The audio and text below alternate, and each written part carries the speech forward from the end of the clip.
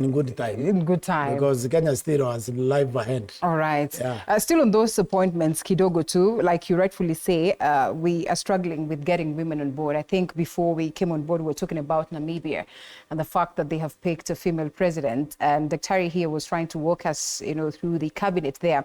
Even in the latest appointments, we do not see President William Ruto managing to capture, that female element, the 2/3 as enshrined in the Constitution, that out of 14 new appointments, only 5 are women.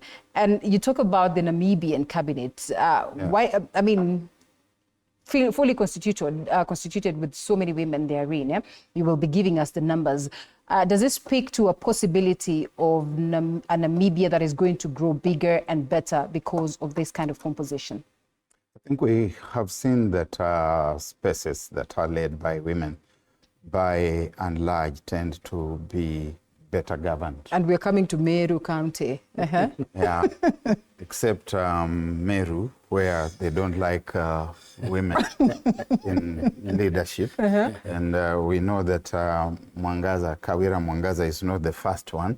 We remember that there was Anorita Karemi Njeru, who was MP for Meru Central in the 1970s, and they zoomed in on her like angry bees, worse than they have done with Mwangaza. In fact, Mwangaza survived for a longer a woman with 9 lives in a way. Yes. You can see that President Nandi Netumbo of Namibia, having been elected as only the second woman elected president of the continent of Africa in about 70 years of independence.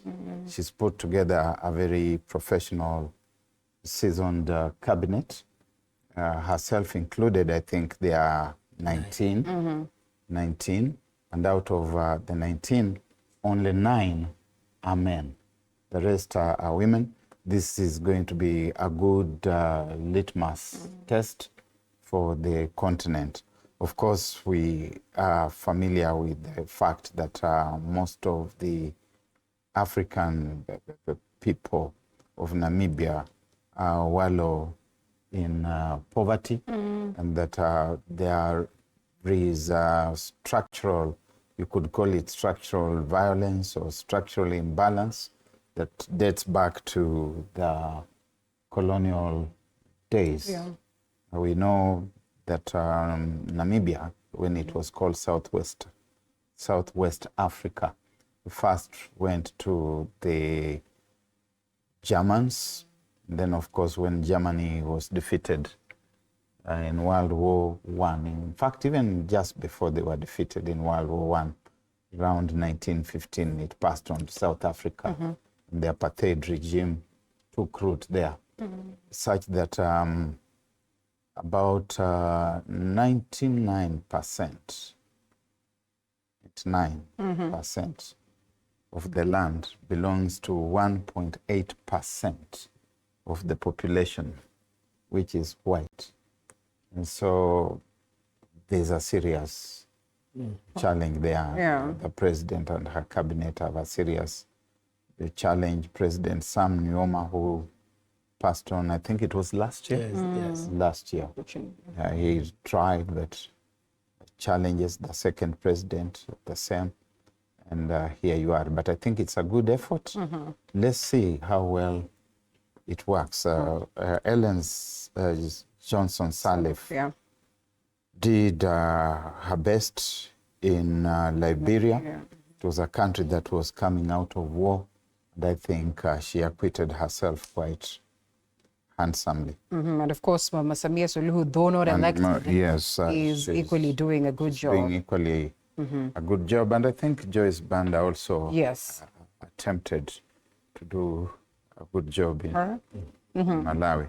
All right. So let's have more women. Unfortunately, in some places like Meru County, and not just Meru, even the Luya people from among whom I'm born, they also don't elect Women at all? Women at all. That conversation. I think we have elected women perhaps twice. We elected Dr. Julia Jambo, and we elected Professor Mango.